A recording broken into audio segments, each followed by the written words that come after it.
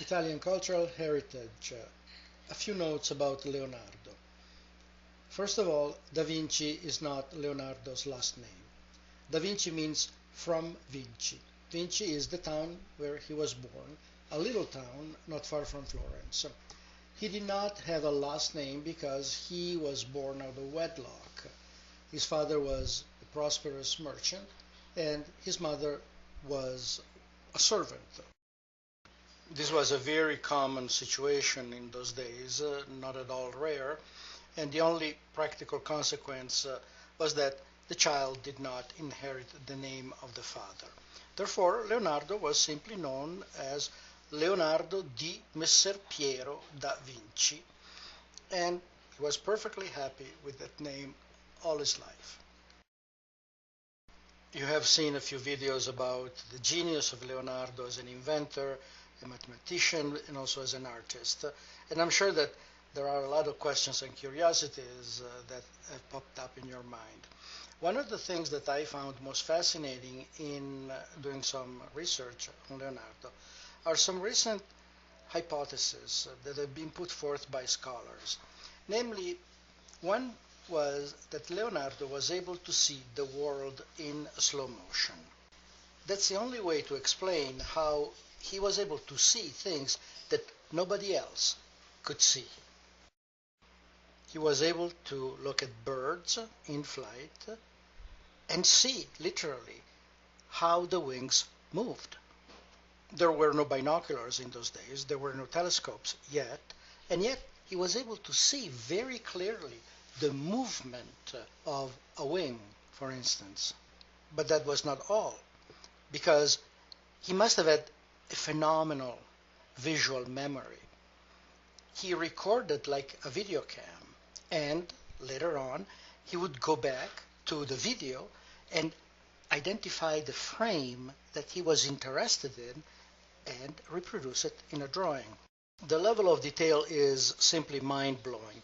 He could draw literally the movement or the position of single feathers on a bird's wing. The same thing happened with fluids. The motion of a river, the way waves are created, eddies and curls are created, attracted his attention. And again, he was able to see the water flow in slow motion. And later on, he was able to reproduce the single frame that explained how the movement occurred. He was breaking down things to the point where he could identify the basic law that governed whatever phenomenon he was observing. In this case, motion, movement. This fits perfectly with his concept of the universe. For Leonardo, the universe is governed by laws, by natural laws. And these laws are based in mathematics. And these laws can be discovered, can be understood, and then can be applied. And he did apply these laws to his work as an engineer, as an inventor. He took from nature. He didn't invent from nothing. He observed and reproduced. One of the most astounding things is that as far as motion, for instance, is concerned, the flight of birds, we haven't had the confirmation that he was correct until we were able to invent a camera fast enough and powerful enough to zoom in birds in flight and then examine photogram by photogram the mechanics of flight. Leonardo did that with the naked eye and with his brain. Without this proof, people believed that Leonardo had a tremendous imagination, but it wasn't until recently that we actually could prove that he was right, that he got it. He showed in his drawings exactly what was happening. The same thing happened also for his observation about fluids, the dynamic of fluids, how a wave is created in a river, or how the water behaves when it encounters an obstacle. None of that was observed by anybody else as far as we know. And only after 500 years were we able to show and demonstrate that actually Leonardo's drawings were correct. One of the areas that almost got him in trouble was his passion for anatomy. He dissected cadavers. He had people actually bring him cadavers. He would buy dead bodies in order to dissect them, analyze them, and again, understand the essence of human physiology. He came to the attention of the religious authorities, and that is probably one of the reasons why he left Florence and went to Milan, where the political climate was a little more favorable because Milan is farther away from Rome and the Vatican than Florence was.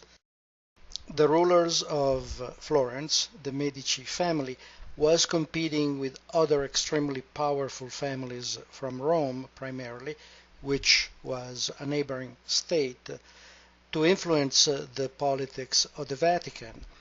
Members of the Medici family became cardinals, and one of them eventually became a pope, which required an election, and in those days elections were openly bought.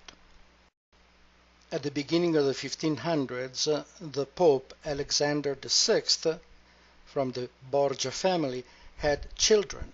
One of them was Cesare, who tried to unify Italy militarily, and his daughter Lucrezia was the wife of the Duke of Ferrara.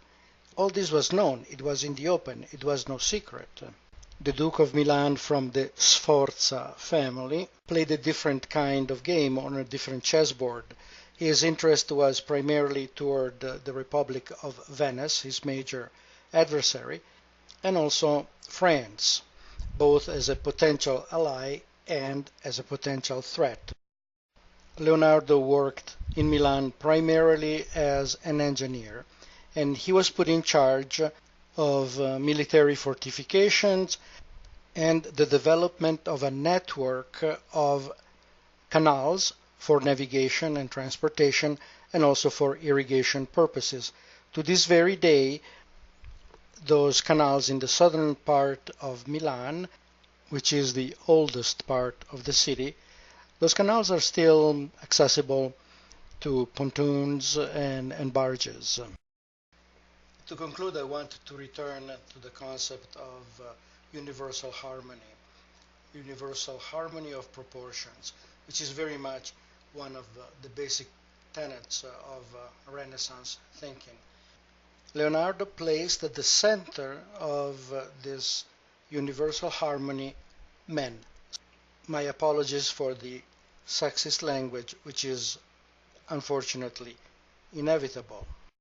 This centrality is represented in Leonardo's most famous drawing, the Vitruvian Man. Vitruvius was an architect at the time of the Romans who wrote a very important treatise on proportions, human proportions versus the proportion of architectural manufacts. In more than one way, these drawings summarizes the ideals of the Renaissance. I invite you to discover more about Vitruvius and what his ideas meant for the people of the Renaissance.